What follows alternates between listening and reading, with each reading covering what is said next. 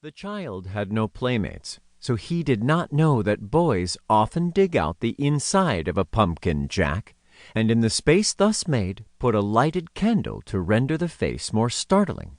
But he conceived an idea of his own that promised to be quite as effective. He decided to manufacture the form of a man who would wear this pumpkin head, and to stand it in a place where old Mombi would meet it face to face. "And then," said Tip to himself with a laugh, "she'll squeal louder than the brown pig does when I pull her tail, and shiver with fright worse than I did last year when I had the ague."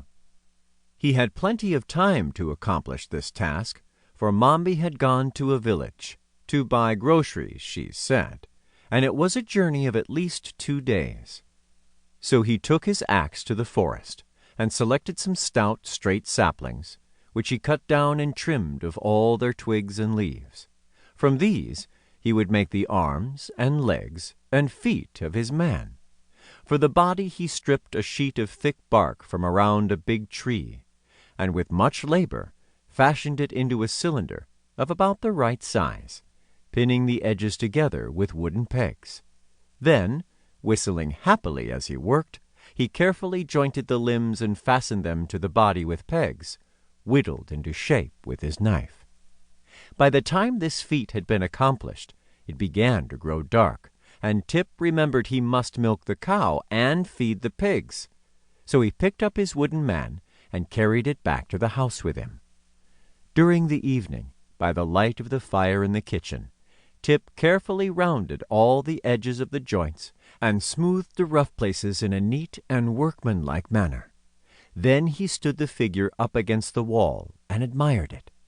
It seemed remarkably tall, even for a full-grown man, but that was a good point in a small boy's eyes, and Tip did not object at all to the size of his creation. Next morning, when he looked at his work again, Tip saw he had forgotten to give the dummy a neck, by means of which he might fasten the pumpkin head to the body. So he went again to the forest, which was not far away, and chopped from a tree several pieces of wood with which to complete his work. When he returned, he fastened a crosspiece to the upper end of the body, making a hole through the center to hold upright the neck. The bit of wood which formed this neck was also sharpened at the upper end, and when all was ready, Tip put on the pumpkin head, pressing it well down onto the neck, and found that it fitted very well.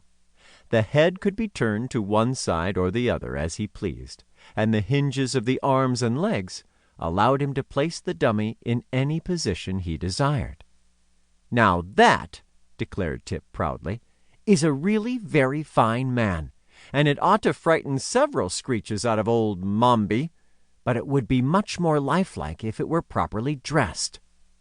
To find clothing seemed no easy task, but Tip boldly ransacked the great chest in which Mombi kept all her keepsakes and treasures, and at the very bottom he discovered some purple trousers, a red shirt, and a pink vest which was dotted with white spots. These he carried away to his man and succeeded, although the garments did not fit very well, in dressing the creature in a jaunty fashion.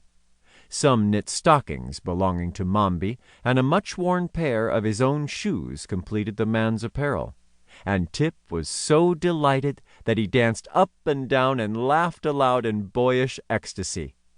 "I must give him a name," he cried. "So good a man as this must surely have a name. I believe," he added after a moment's thought, "I will name the fellow Jack Pumpkinhead." Chapter 2. The Marvelous Powder of Life. After considering the matter carefully, Tip decided that the best place to locate Jack would be at the bend in the road, a little way from the house. So he started to carry his man there, but found him heavy and rather awkward to handle. After dragging the creature a short distance, Tip stood him on his feet, and by first bending the joints of one leg, and then those of the other, at the same time pushing from behind, the boy managed to induce Jack to walk to the bend in the road. It was not accomplished without a few